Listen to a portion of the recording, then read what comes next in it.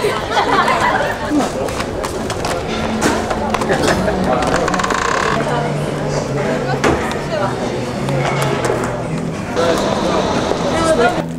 parfeme smo napravili znači, u tri vrste pakiranja.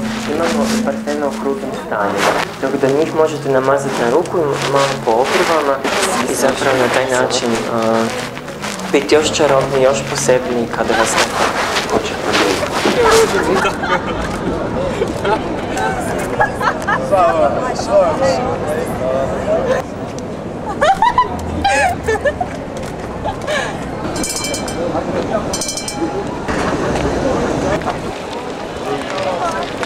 Jesi imao mi slikat?